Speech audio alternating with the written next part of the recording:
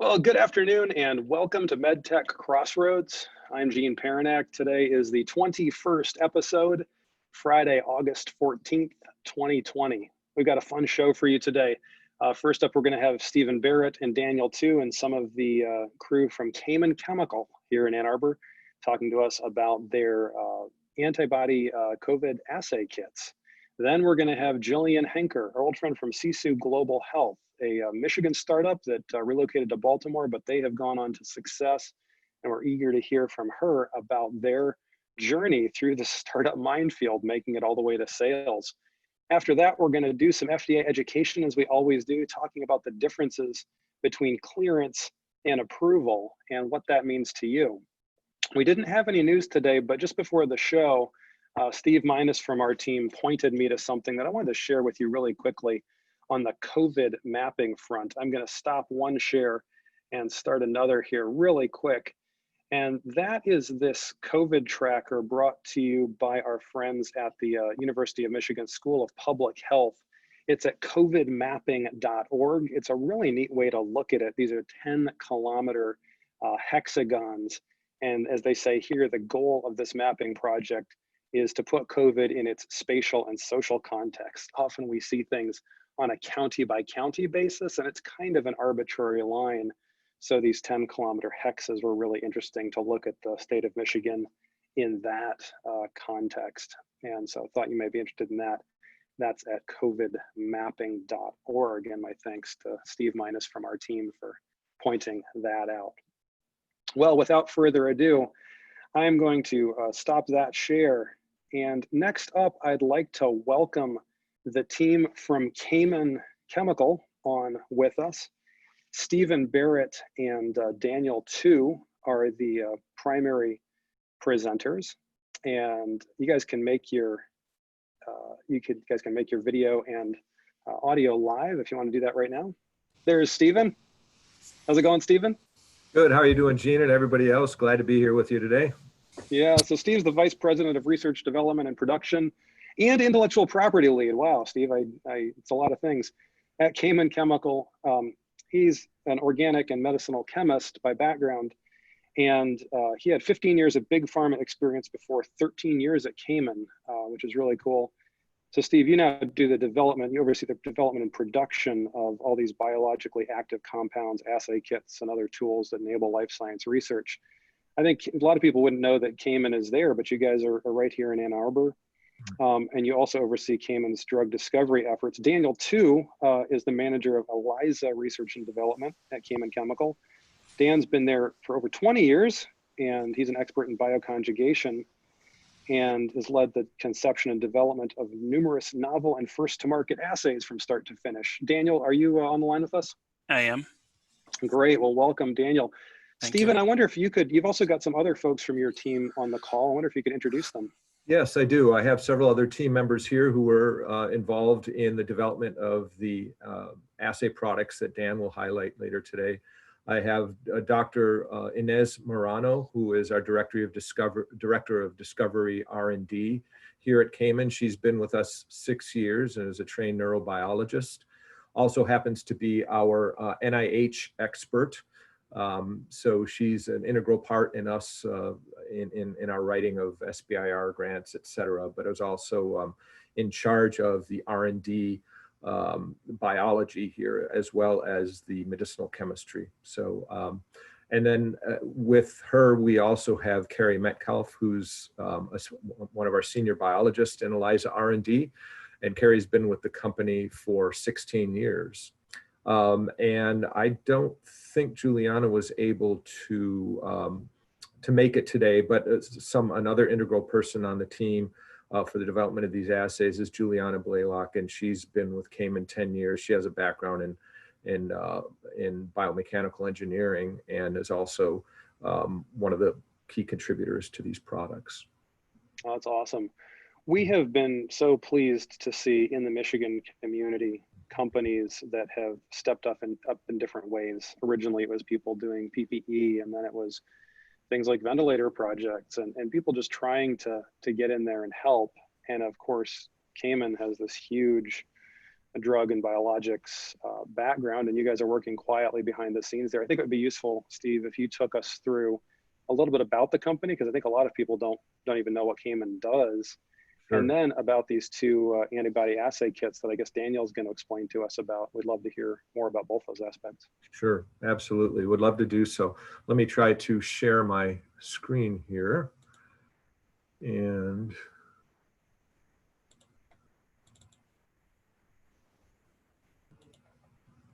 okay, can everybody see the slide presentation? We can. Trying to put it in slideshow mode. There we go. Okay, well, thank you, Gene, for the intro. And I think I'll just jump right in. And as Gene said, it's kind of hard to imagine this company being in Ann Arbor. We've been called one of the best kept secrets in Ann Arbor, and it's our job today to make that not so anymore, not make it so secretive. But I'm going to give you a little bit about the history very briefly. Cayman has now crossed the 40-year mark. Our founder, Kirk Maxey, who's still our president and CEO, still sits in the corner office. He founded the company in 1980, and it began, the name Cayman Chemical comes from the fact that our original product was prostaglandin A2 extracted from this species, P. homomala, of Gorgonian corals out of the Grand Cayman Bay. In the late 70s and early 80s, we had a relationship with the authorities down there. We actually still do now and still do a little bit of harvesting work, but harvesting and replanting. And from that point on, we moved on in the timeline to 1988, 1990. You could see here, as the company moved on in the timeline here, we began with this 5-membered ring as our logo. That represents the core group of the prostaglandins, the cyclopentyl ring. And as we've come through, our expansion, where we acquired a reagents company, which is basically our biological assays, that began that part of our business. So we began with biological chemical standards. We added our assay division.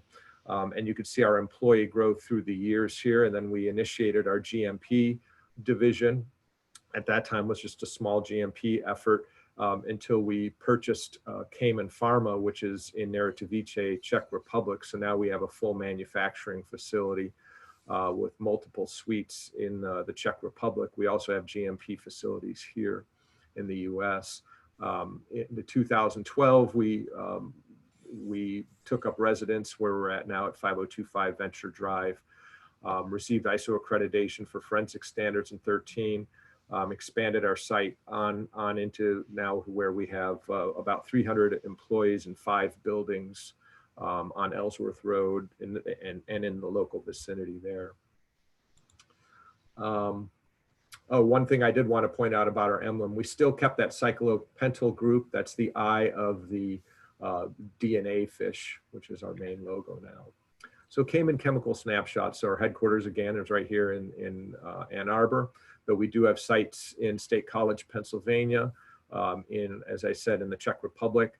We have a site also in Estonia, in Tallinn, Estonia. That's our Cayman Europe, one of our distributors there. And we have a site in Bremen, Germany as well, or sorry, in Hamburg, Germany as well, another distributor, BMO there. We have over 280 square feet of facilities. We have these 2 ISO accreditations here that speak to our competency in forensic standards. We have about 460 employees worldwide, about 300 of those in Ann Arbor. And you can see a breakdown is more than half of those are scientists, everywhere from a BS to MS to PhD level. Our mission is to help make research possible. It's really sort of simple. And we do that by supplying scientists with creative tools. And really, we're about the science. We are, if you look across the board at companies like ours, we're pretty competitively priced with most companies. We want to make our products available to academia as well as big pharma, biotech, et cetera. And we also are very interested, we have a very solid scientific team of understanding the fundamentals behind each of our products. And I think you'll see a little bit of that when Dan gives his presentation. So just a little bit about our global operations. I'll start with Ann Arbor. I don't know if you can see my cursor, but I'm circling these yellow blocks up here at the top. Here's our main campus. Our main building is 1180 East Ellsworth, where we have our corporate headquarters. And that building houses our GMP, R&D, and manufacturing and our ISO quality team. So most of our regulated activities go on in that building. We also have a full analytical and bioanalytical chemistry division, and natural products chemistry resides as well in that building, along with chemistry QC and our global shipping and inventory. Right across the parking lot, a walk across the parking lot to 1428 East Ellsworth is where we have most of our chemistry R&D facilities, including our synthetic organic and research chem, forensic chemistry and medicinal chemistry. And we also have our chemical production group there as well. At the 795 Highland building houses most of our sales and marketing group, our graphic design, our IT group, as well as customer service and biz dev. Just up the road from that, about a year ago or so, we now occupy some space in 1050 Highland, where all of our technical infrastructure, technical support, tech info, and technical writing is housed there. And then our biology, most of our biologists are housed about 2.2 miles as the crow flies away in 5025 Venture Drive. That's where all of our assay development, assay and kit production and QC is housed. Drug discovery biology is there as well as structural biology. We also have a site in State College, Pennsylvania that we acquired about a year ago, and they specialize in a line of polar lipids, ceramides, sphingolipids, gangliosides, and they have an R&D and manufacture facility there. They have about 11 employees there. Cayman Pharma here is pictured here on the upper right, which is, again, our big GMP facility. Here's Cayman, Europe, Estonia. They're actually, I think they're right across the street from the Skype headquarters. And then BMO is in Germany. They're one of our distributors there. So just real briefly on our business segments, we have a large catalog of tens of thousands of products, of biologically active compounds, assay kits, antibodies, proteins. We have affinity resins, you name it. So a perusal of that and a search of that, hopefully you'll find what you need. And if you don't, you can always call us, and we're very customer focused. We have a line of forensic science products. We've been heavily involved in providing forensic standards to law enforcement at every level, from local to international to military, for about the last 11 years or so. We have a growing contract research services, research and production services business. That's for chemistry, biology, screening, development, screening of compounds, screening of samples, our bioanalytical group, et cetera. And as well as our GMP group.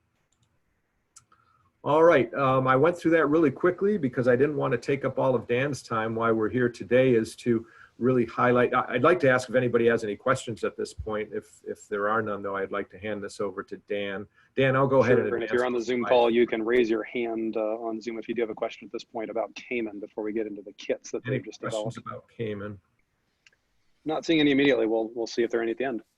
Sure. All right, can you hear me? Yes, sir. Yeah, Dan. All right, I'm going to get to talking about Cayman's, two of Cayman's latest SARS-CoV-2 assay kits. Go next slide, Steve. First, I want to get just a very little bit of background because I assume everyone here has heard of COVID-19. Some may or may not know how this virus enters the cell. And there's the surface of SARS-CoV-2 has a protein called spike protein, and it's really highly expressed on this particular coronavirus, making it, a little easier to proliferate and spread. It binds the human ACE2 receptor, which is on the epithelial cells, Another reason why this seems to transmit so easily. Once that happens, it's activated by temperus on the host cell and is taken into the cell. We feel that it's a very important aspect of this is the ACE2 spike interaction. Because if we can block the ACE2 spike interaction, we could stop infection. In this protein, the spike protein, as you'll see at the top, what we call, we'll nickname the RBD, the receptor binding domain. It's a fairly small sequence, but it seems highly conserved. Even amongst the mutations, they all require, all the mutations still bind ACE2 with a very high affinity. So next slide, and we'll get into the specifics on the assay. The first assay I'd like to talk about is the neutralizing antibody ELISA, and this is set up very similar to the second assay I'm going to talk about, but so I'll go into this in a little more detail. Next slide, please. The assay principles relatively simple. It's different than anything on the market, though. We use a capture plate to bind a rabbit FC tagged spike. I put the sequence in there just so people know, because some people have a little bit of different ideas about the number of amino acids involved with the retinol binding domain. In this case, if there's a neutralizing antibody, something that can disrupt the ACE2 from binding, or then it will stop the His-tagged ACE2 from binding, and you won't be able to detect it with the anti-His HRP conjugate. Next slide, please.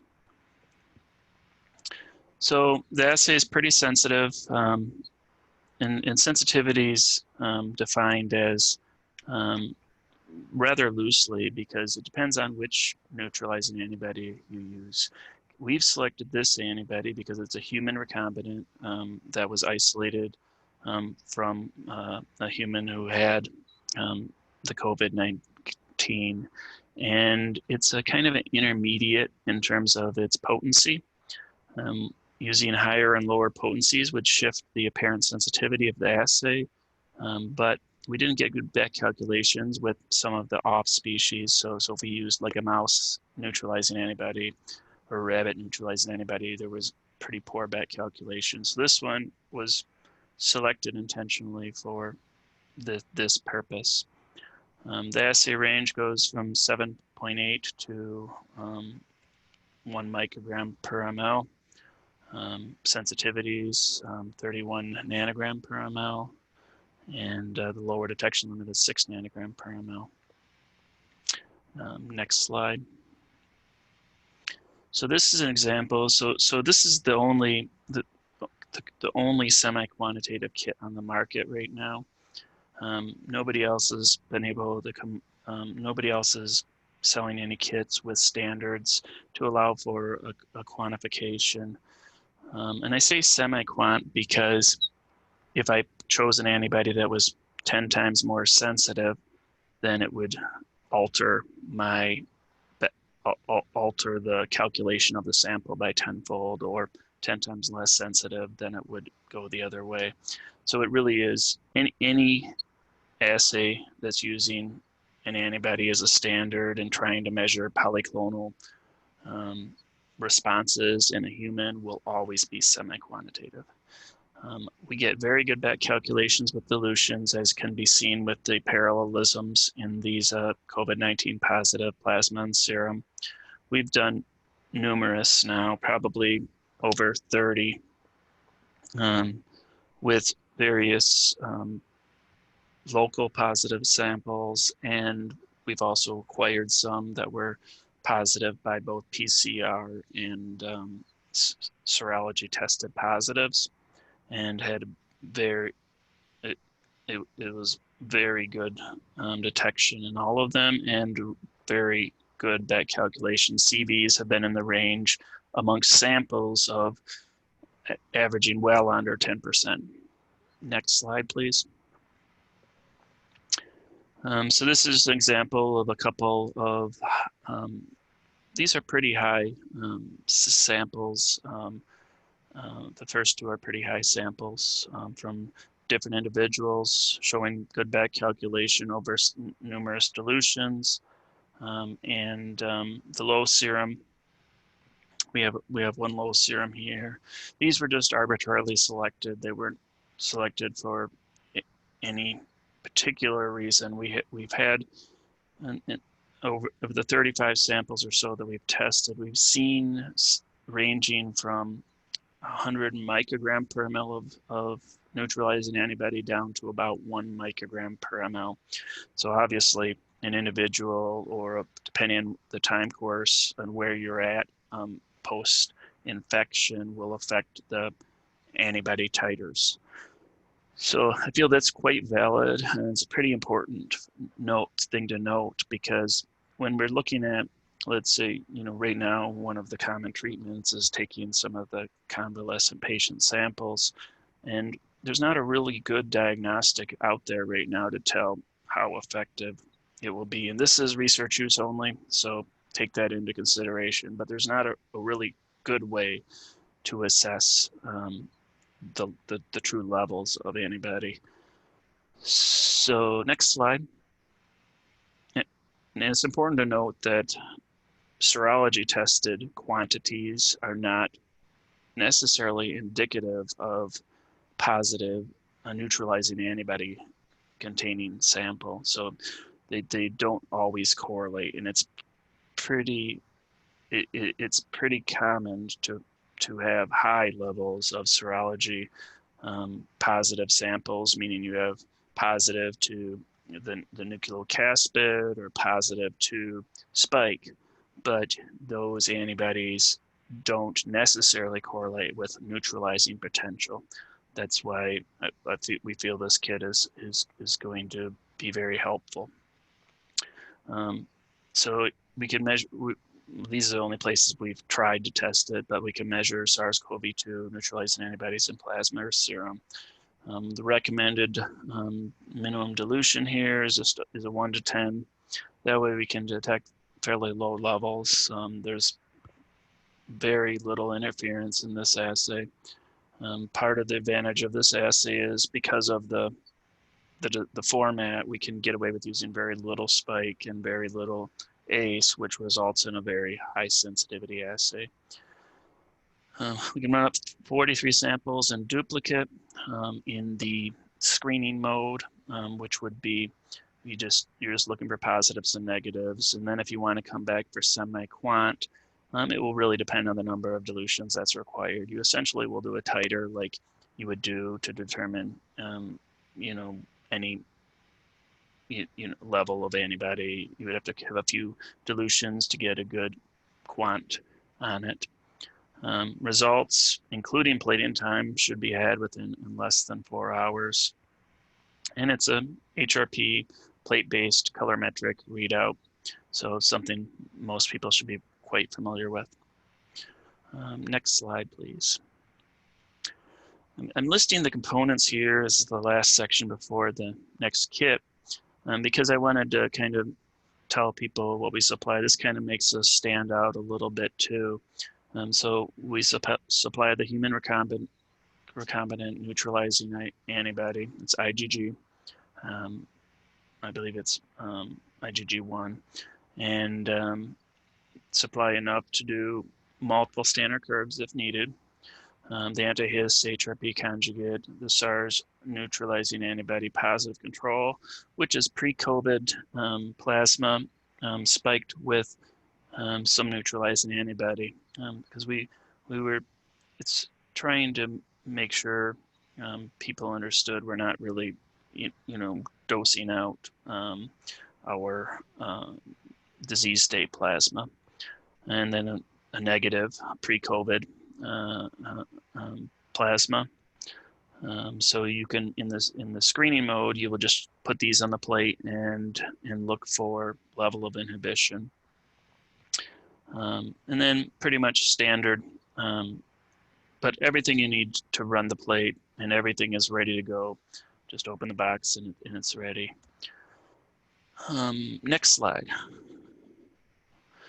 So these are very similar. They share a lot of components.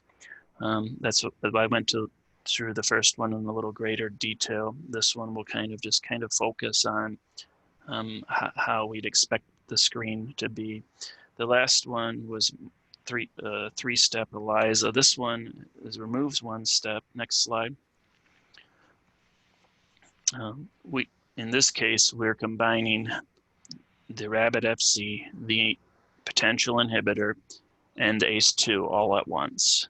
The reason why I decided to go this route was because I thought it's in any true state, any drug or anything that's going to be successful is going to need to interfere in a competitive environment. So it's not just quantification, it's something that will need to interfere with spike binding in vivo, which means it would be a competitive environment. So those all go in at once. It's an hour incubation, and we detect with the anti-His-HRP conjugate. What makes Cayman's kit a little different, again, is the capture plate and the fact that we're giving a non-antibody based inhibitor. It is a protein-based. I see a question and answer. Should I look at that, or is that? We will touch. Olaf's got a great question there. We'll touch on that just as soon as you finish this section. Cool. But yeah, we want to go back to that and touch on that. Please do. All right, awesome. So the idea is this is really most likely will be used for small molecule inhibitors, which because of the interaction with spike and ACE2, it's pretty complex. My theory is that if a small molecule drug gets made, it's probably going to be it needs to be mimicked after a peptide based on these ACE spike interactions. But there are no known small molecule inhibitors as of yet. So what we used for our inhibitor was a version of ACE2 that was slightly dysfunctionalized. A soluble ACE2 that was slightly dysfunctionalized because I didn't want a really high binding because it puts it in a pretty unfair advantage for looking for inhibitors. So we'll get into that a little more later. But so this ACE2 again is a genetically engineered soluble ACE2 that is no tag, of course, and is not as highly functioning as the tracer moiety above. Next slide, please. So really good statistics on this. Good Z prime, 8.6. Really good signal and noise. Everything looks quite well in this, and as it's a pretty small number. This is, I believe, straight out of not straight out of the kit booklet. This is my own data actually. If you want to look at the kit, there may be different datas in the kit booklets, but it was very reproducible assay. Next slide. So this is what I was talking about so one is the neutralizing antibody here, a neutralizing antibody that we had versus the inhibitor control. And I feel antibodies are given a pretty unfair advantage because of the very, very tight binding affinity. And I wanted something that was a little less sensitive and a little more conducive to probably, before the SARs set in, it will probably be more similar to any inhibitors found. Because the best binder, obviously, is a fully functional ACE2, which is very tight binding, and that would move the sensitivity much closer to the neutralizing antibody. But just a couple examples of a couple of different things that are blocking the ACE2 interaction. And the soluble ACE2 has been reported people are trying to functionalize it for use as a treatment in COVID-19 right now. So it's not an unheard of idea. Next slide, please. So the solvent compatibility is pretty small here.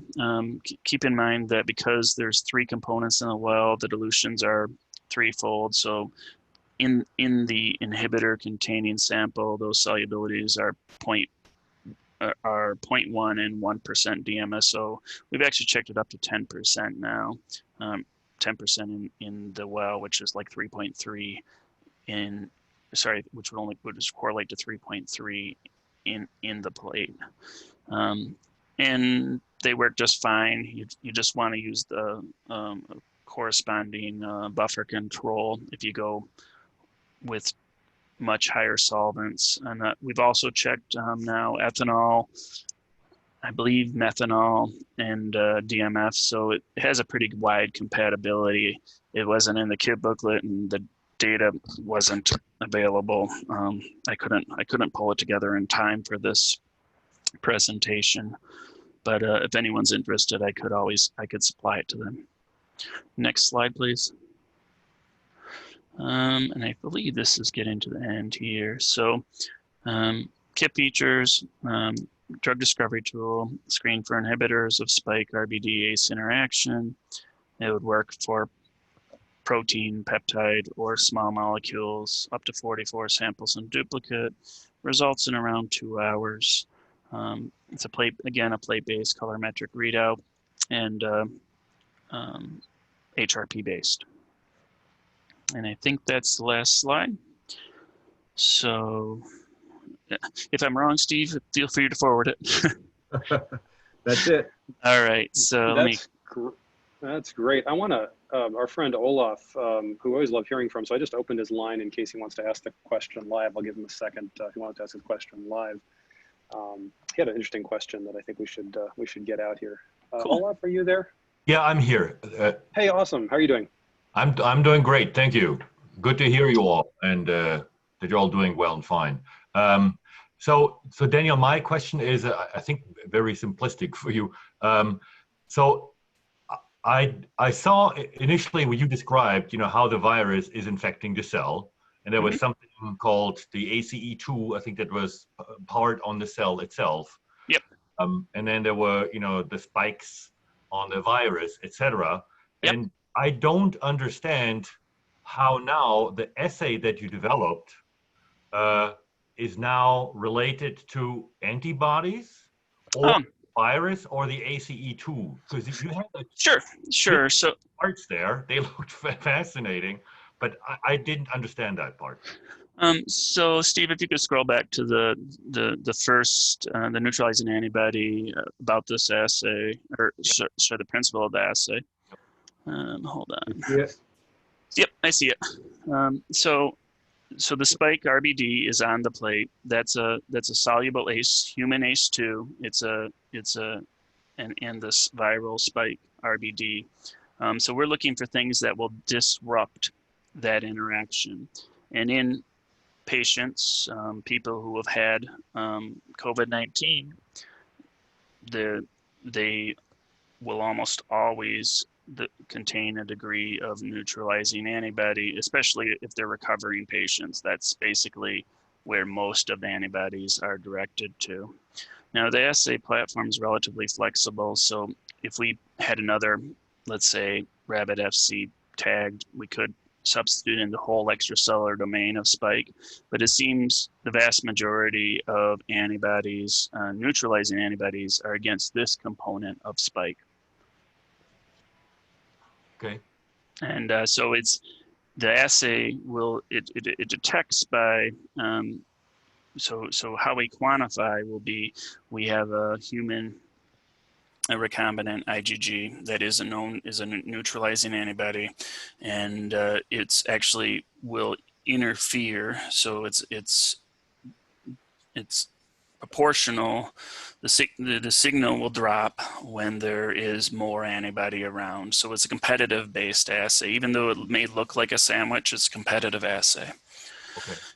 Does that make sense? Or was so So I guess if I understand this right, in simple terms, is like on the bottom is your assay, which in some way is like an analog to the virus itself.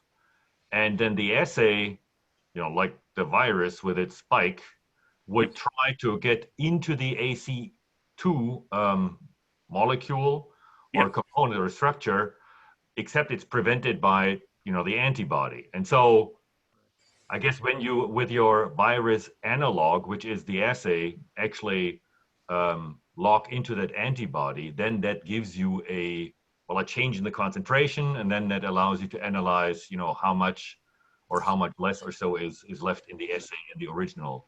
Right.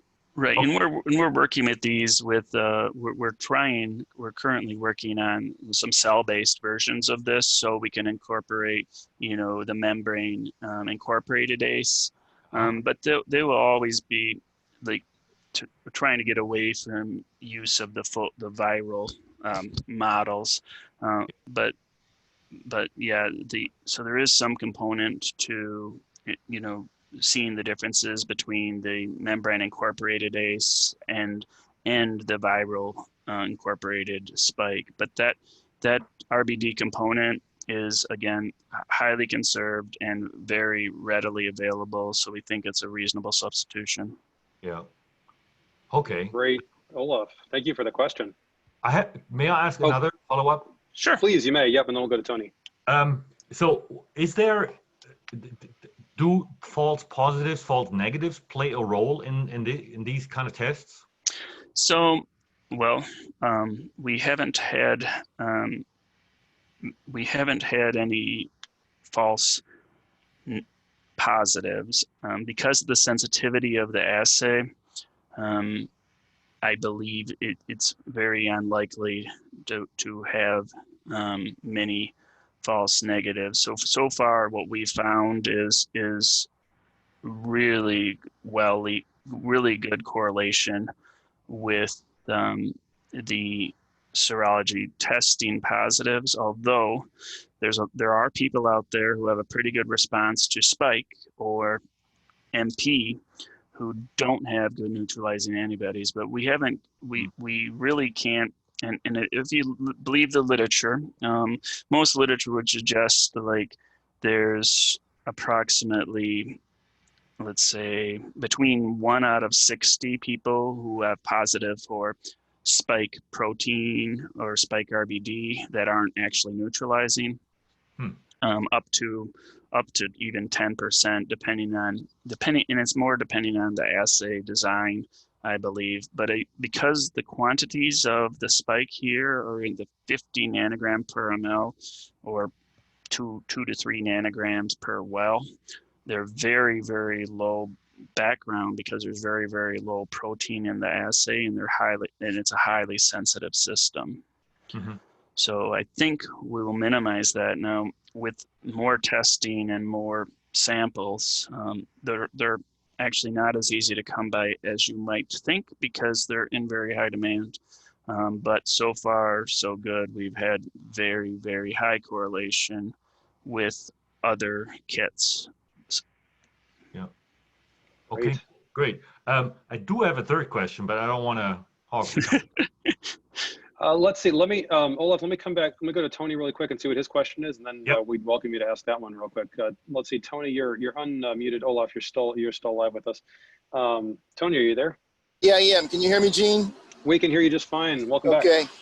Thank you. I wanted to thank Stephen and Daniel. That was a great presentation.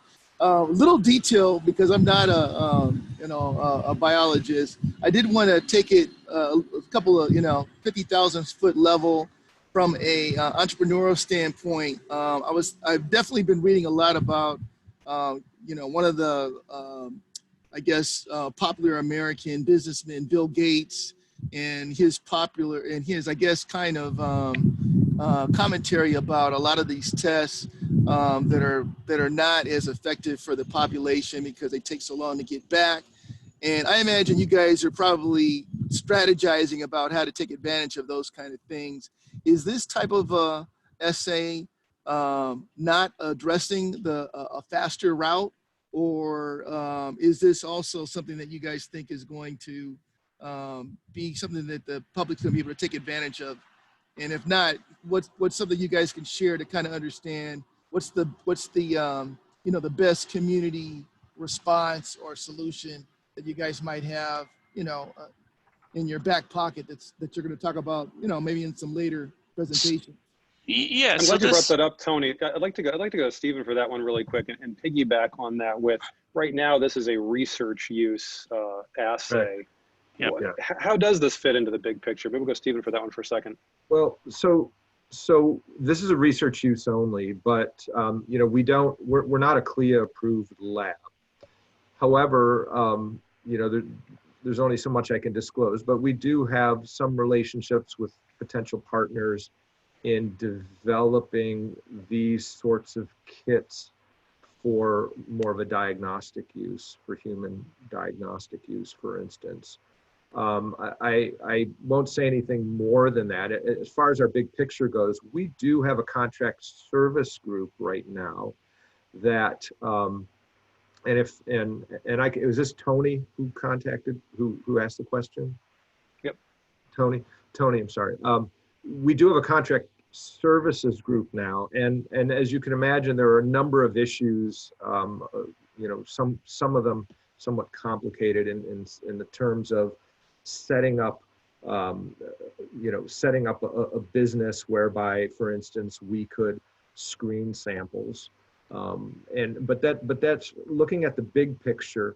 You know, we would like to be one of those sites, for instance, that is able to screen samples, you know, and partner, for instance, with the federal government, partner with other private industry as well to do that.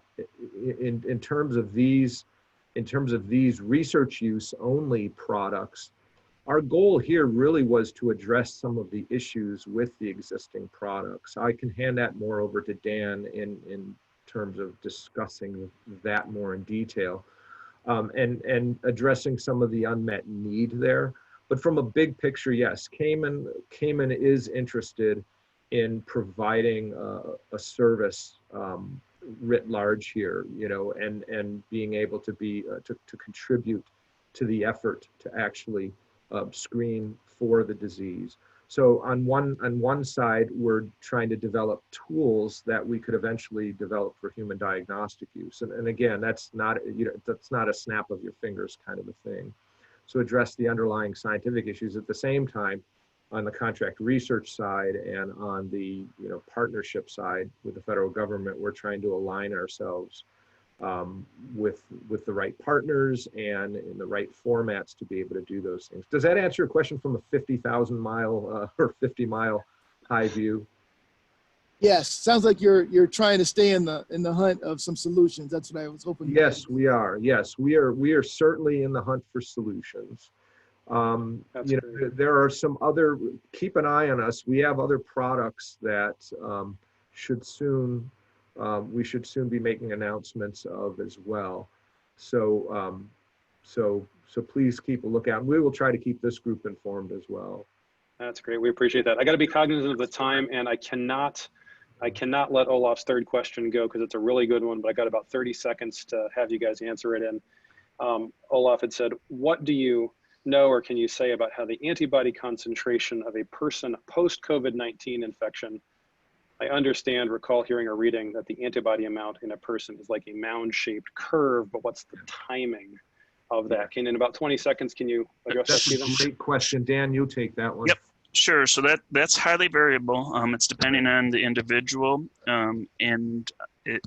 so we have some ideas through tracking some individuals, but it seems some keep it much longer than others.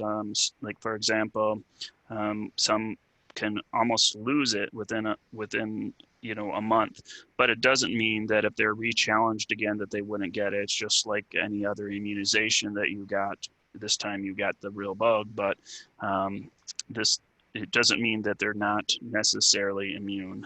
But some of them are dropping off very quickly, and some of them are going for a much longer term. It's more important for, I think, for determining which how valuable this blood is for someone for treatment, I guess. But that's again something that's outside what we can claim on this kit because it's Great. research only. We appreciate that. We appreciate everybody's questions. It's so great that you guys are doing this. I love the question too about where are you going next with it. It sounds like you've got lots of things in the pipeline and lots of ways to move this forward to next steps. Yep. So we can't thank you guys enough for doing what you're doing here in Michigan, which is great, right in our own backyard, best kept secret. I love that. We'll try to make it a little less of a secret. Stephen and Daniel and the rest of the team from Cayman, really appreciate your being on with us today. All right. Thank you so much, Gene. We appreciate the opportunity. Thanks again.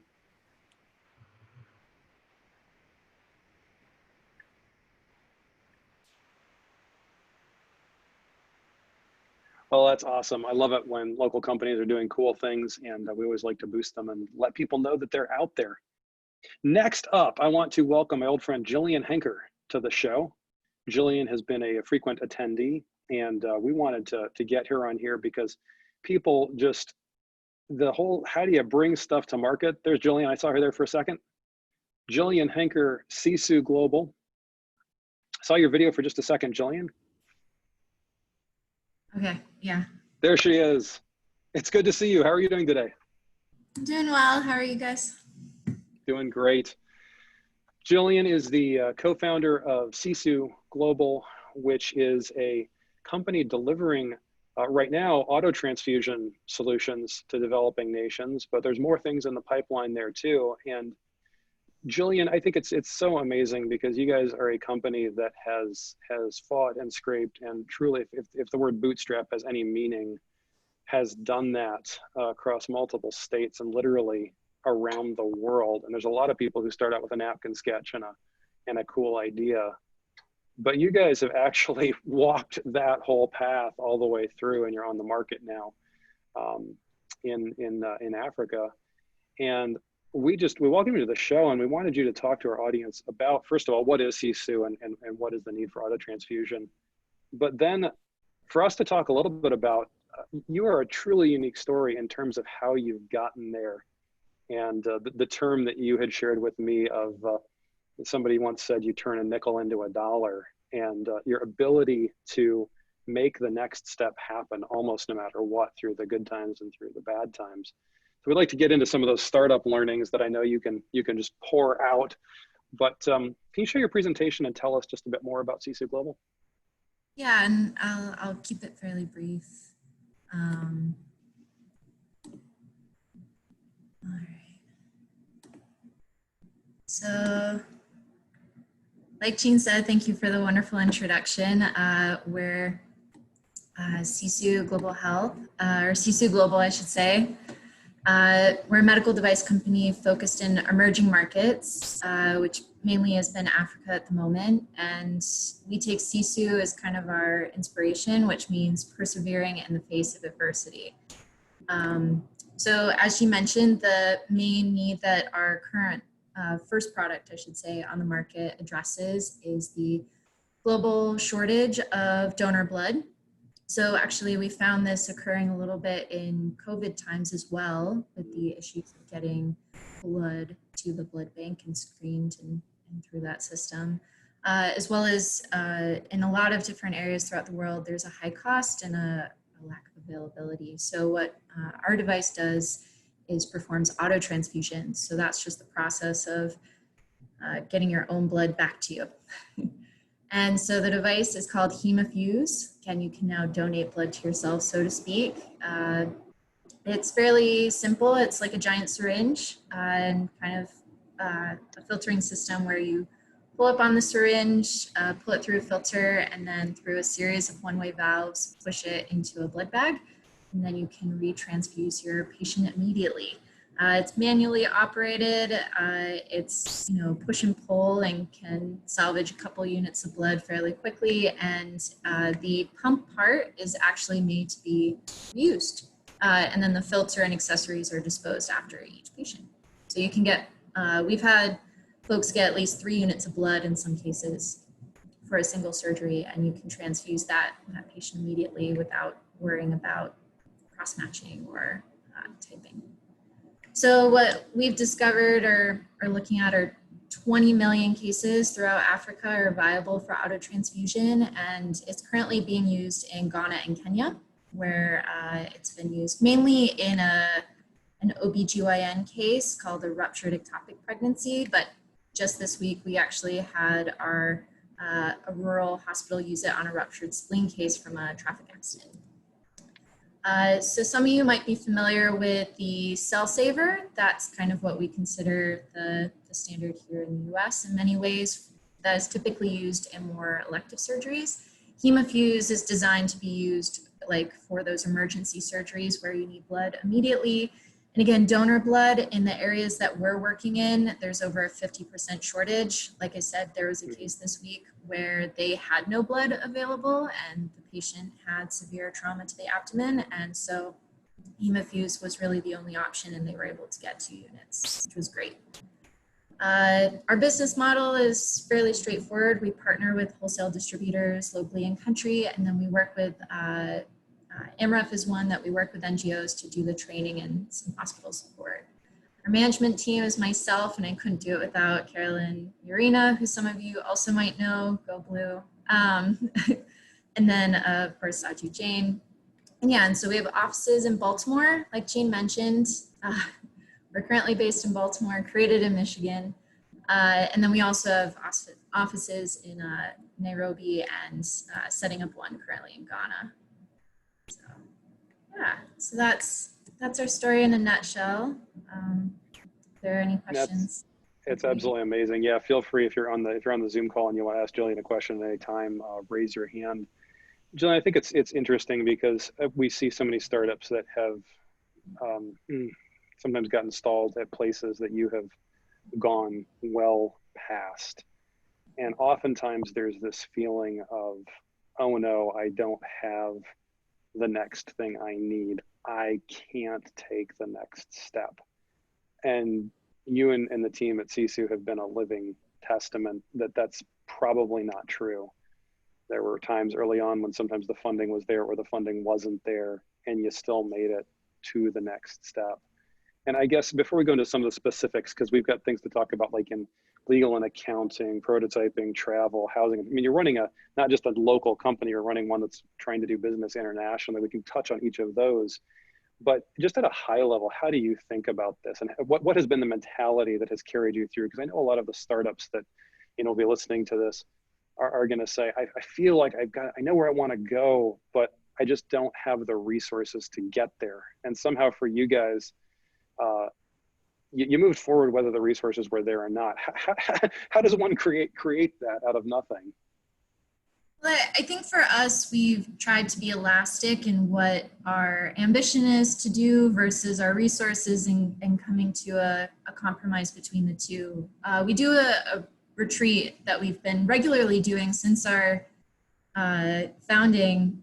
We do a retreat every 6 months because we find that depending on what happens within those previous 6 months, it's a good check-in to say, are we still operating as we should within our means, but also going towards the goal that we really need to hit. And sometimes that's a little bit of a moving target, especially early on, where sometimes you're even just trying to figure out your business model or some basic understanding of what product you should be putting out there. So that retreat, saying this is what we want to do, saying what resources do we have to do that, and then what resources can we unlock with that goal that we hit, and trying to make sure that they're within our means. So that real milestone based, if I can get here, then I can get there, and it doesn't matter as long as I get to this point because I know I can do what the next thing is. Talking about resources, I mean, I think and you guys leveraged things like Michigan's, I think BAF Smart Zone funds, which are still a thing here. But you actually mentioned something else, like when it came to legal and accounting in your early days. You guys actually leveraged some other resources that I don't even think I knew existed until you mentioned it as we were chatting. Yeah, so again, both Carolyn and I are alums from the University of Michigan. And when we were, just starting out, I would say I was a recent graduate, Carolyn was still in school, but still working on our companies. We tapped into the law clinics at the University of Michigan Law School. and worked with student lawyers to help us even through some things as basic as formation, putting together our bylaws, and being new to that process and working with students. Yes, it went slower, but at that time, our time was worth less than what it is now. But it was really great to also have us learn and to access that resource. And I think right now, and again, it's been a little bit, but there are still law clinics, and I think there's one specifically for entrepreneurship. And it was a great learning experience for us and the students. So I think it was a good engagement. Yeah, well, and you mentioned at the time when you're doing a startup, your time is, you've got lots of time and often not enough resources. You had mentioned the interesting anecdote about sort of volunteering time to do, for example, early on, you guys were doing like literally lab cleanup for a prototyping shop. But then there was an interesting silver lining to that you described to me. Can you tell our audience about that? Yeah, so back in the day, again, when I was first starting out, we were doing some early 3D printing, as most folks do now, back in 2010, 2011. And every cent counts at that stage, right? Because you want to maximize everything. And so the guy who's running the shop actually said, he allowed me to come in and actually do all the cleanup of the supports and soaking the parts and actually curing them and having me do the labor on just that part. And he reduced our rate. But through that, it was really great to learn, just see how things are 3D printed and look at the machines, investigate the materials, and talk to the person that ran the shop to really pick his brain about what is the best way to do things, not only in 3D printing, but also his manufacturing experience. And so just hanging around and getting advice for getting a reduced rate was a pretty good bargain in the end, and has again stuck with me. And you get to sort of really learn from people in that context, which is huge. You described a conference that you guys went to early on, where I think you said you were a stone's throw away from Rupert Murdoch. Tell us about how you got to that conference. Yeah, so that was, again, not the most fruitful, but it was kind of a cool experience to be there. So Katie, one of our co-founders at Sisu, through some networking events here in Baltimore, got connected to a Wall Street Journal journalist, so to speak. And so he really liked how we were thinking about actually the fundraising process and our approach to how we were growing as a startup. And he offered her a ticket to go to the Wall Street Journal conference in LA in Southern California. And Katie was actually at a Gates conference in China, and Carolyn was off to another event here in the US. So I got to go. And even though I took a Spirit flight and I was in the hotel and I took the bus $2 each way down the street in LA, it was a great experience to help me with my networking, also to hone my pitching to a lot of high net worth individuals and to get that feedback. But yeah, at this conference, there was Tim Cook spoke. It was actually the same conference that also included Elizabeth Holmes. So there was a lot of buzz about what was going on, kind of industry pace and perception. And so I think even though it wasn't we didn't get a star investor from it, it really gave us an eye-opening sight into those types of events, which we've now done in other places. And look what's come of it. You're beating Theranos. So this is again. This is great. Our friend Olaf had some really interesting questions here. I'm just going to, he's always such a great one for questions. I'm going to open his lineup here and allow him to ask you live. Olaf, you're live.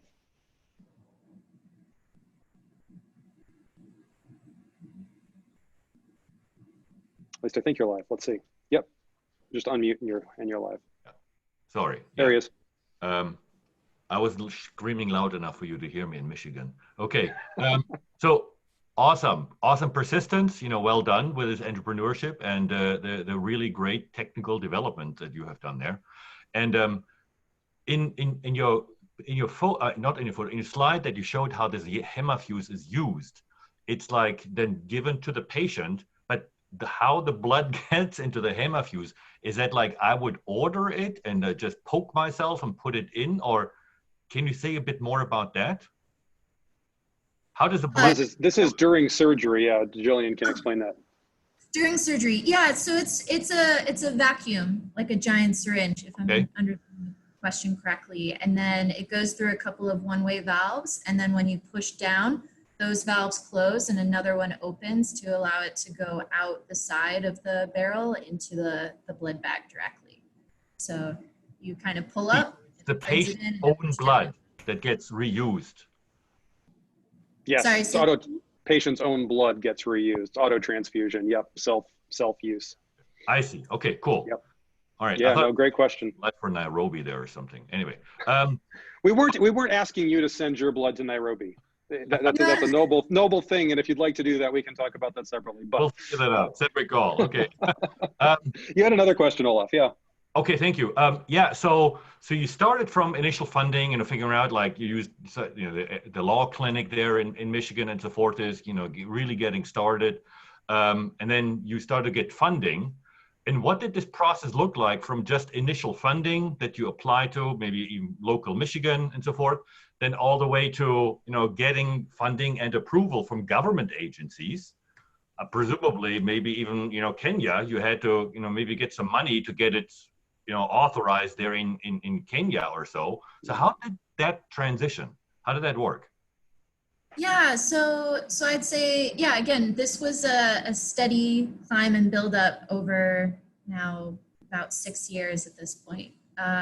So initially we, like the initial prototyping funding, just getting the product concept that we could believe in. We took those 3D prototypes and took them to the blood bank at the University of Michigan. We started with a VentureWell grant, which was for students. And so we were lucky enough to let them, once I graduated, to proceed with that for another year or two. And then TechArb also gave us, again, probably like 4 figures worth of money. And then, we stretched that out quite a bit to cover, again, like basic travel. We would we did couch surfing to conferences. We would pick up a little money here or there, like 5,000, 10,000, and not to just be under 100K over the, the first years of development of the device. But then when we started Sisu and I came together with Carolyn, we did some odd jobs. I did CAD work for a guy that made, the simulators, and Carolyn consulted on some things for her chemical engineering until we got the initial grant that kicked everything off, which was a USAID Saving Lives at Birth grant for $250,000. And in combination with an accelerator here in Baltimore, that was $50,000.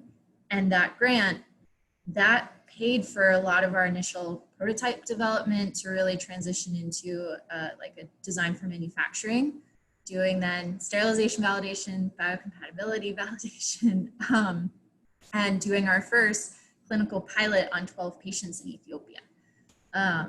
So that 300K got us to that point. And then through that, Carolyn, our CEO, was able to raise our seed round, which was about $1 million there. And then we also, from the Saving Lives at Birth grant, we got then another grant, right? Because we had executed well on this first one. So then we got a $500,000 grant from the same agency that we just finished up earlier this year, actually. And then from doing that work, we were able to do another raise of funding. So as of this point, we have about $3 million that Carolyn's raised through a combination of grants and investment over the last 6 years. Okay. Tell us just a little bit, to Olaf's point, also about the approval process in places like Kenya and Ghana, because it's just fascinating. It's something a lot of people don't encounter. Yes, so just so everyone know, we do have an ISO 1345 system, QMS, that we're under. And we also are registered with the US FDA as an export-only company. So we actually got audited by the US FDA last summer. And so we registered with, we got those two our certificate and registration. And then we submitted all of our, like the same almost dossier to the Kenya Pharmacy and Poisons Board is their version. So they're more familiar with pharmaceuticals than they are with devices. And then for Ghana, it was the Ghana FDA. So that we submitted to. And again, it was a whole dossier, and they had a lot of things that were more suited for pharmaceuticals. So we just kind of put in our version of what we thought would be for medical device. And then for Ghana FDA, we actually had to submit samples. So we had to ship them devices to check out and do their own review on without us there. And to get it. A lot of finger crossing. Okay, well, excellent. Yeah, thank you. That helps. Yeah, great. I feel like one of the next steps in your life, Gillian, and Sisu's life needs to be to write a textbook, because so many of the things you've gone through, I mean, all the classic startup lessons, but in a way that I think a lot of people would have dropped off and said, oh, this isn't worth it. But you guys have consistently moved towards that vision. Got a quick question here from our friend Tony Crook. Thanks, Jane. Gillian, I'm humbled and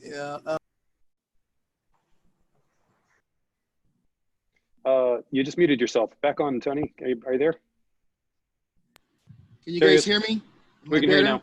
Okay. Yep. Enjoyed the presentation, Gillian. Actually, I'm so impressed with you guys' team and how quickly you guys have started up. I guess my first question has to do with such a medical oriented product. It doesn't look like, I was just glancing at your website, it doesn't look like you did anything with any medical doctors on your team. I always thought that if in the medical device world, it was always advised that startups use physicians. You broke that rule. So I'm trying to figure out what's the quick lesson for how you avoided bringing aboard a medical physician on your team. So granted, our website has gone through a revamp, and I don't look at it as often as probably I should. But we used to have on there, and it's usually a slide, and I actually took it off for this one, but I should have put it on, is that we have an advisory board, and we specifically have a scientific advisory board. So I have worked with that scientific advisory board for a long time. So, but that includes Dr. Mark Popovsky, who's at the time I met him, was the chief medical officer of Humanetics, who makes the Cell Saver, which is the competition device I put in for the US. He's now the former chief medical officer. We're connected to like Dr. Davenport, who runs the blood bank at the University of Michigan. He was there with me doing that initial blood study. And we, for this device, actually very specifically, we do say that is human-centered design. This product came from direct observations I had with physicians in Ghana who did a scoop and sieve method of auto-transfusion, which is very old and has its place, but is one of the reasons we developed Hemofuse as a replacement to that process of scoop and sieve. So I would say that as Sisu and even myself, doctors, physicians, and nurses, techs, all those different stakeholders as users were the inspiration, continued inspiration through the tough times, and heavy contributors to this.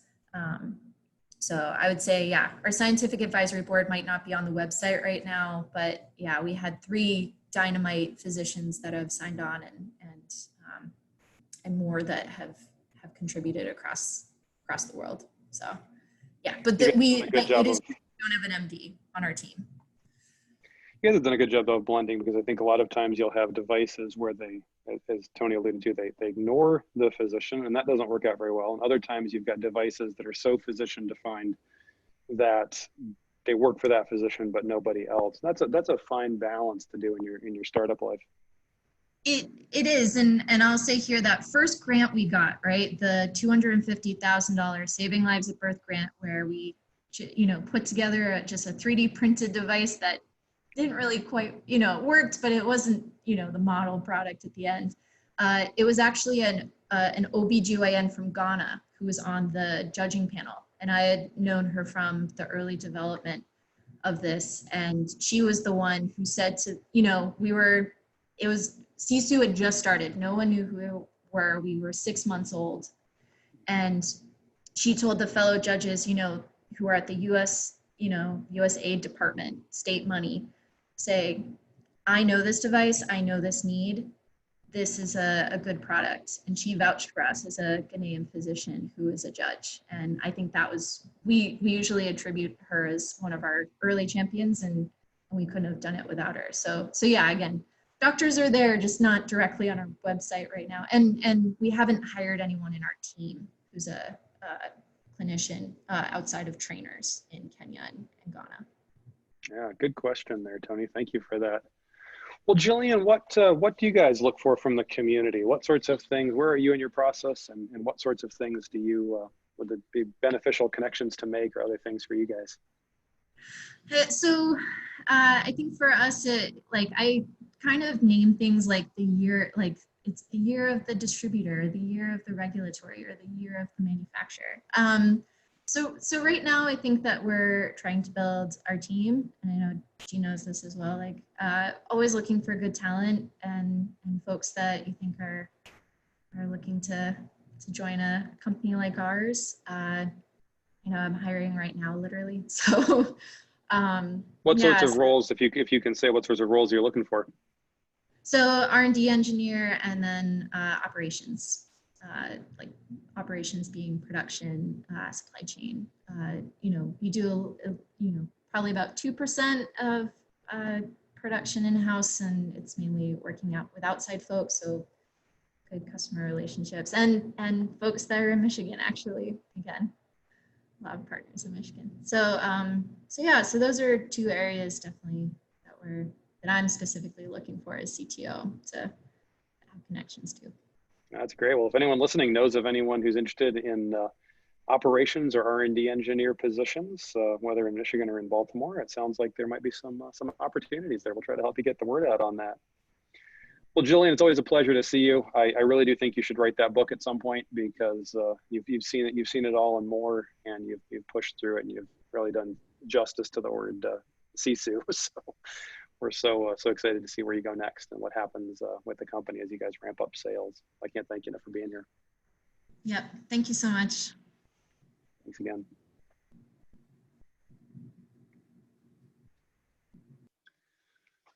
Well, this has been really fun. It's fun to see local companies and local stories, and companies that still, I think Gillian said, born in Michigan. So it's good to see Sisu still doing well out there in Baltimore.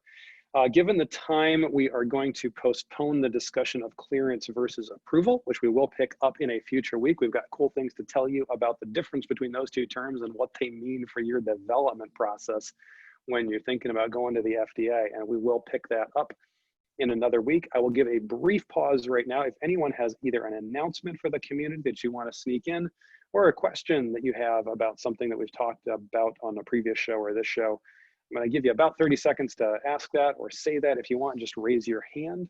Feel free to announce any efforts or things that you may have going on inside your company or department. We'd be happy to hear from you.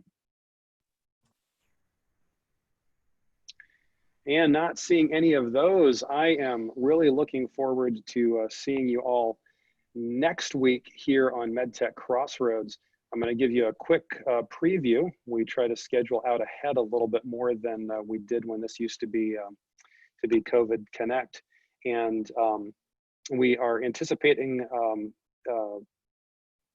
having Nikki Kennedy back on next week with our From the Front Lines feature, where we're talking to doctors about their felt needs. Eric Eichard from The Right Place is going to be with us. And we may also be joined by Dr. Dwayne Newton. I believe he is next week, but I may be wrong on that one. It may be a future week, but we're looking forward to having him on the show as well, talking about COVID testing at the University of Michigan. And so I'm looking forward to having you here next week, and we'll talk all about that and more. Thanks for joining us on MedTech Crossroads.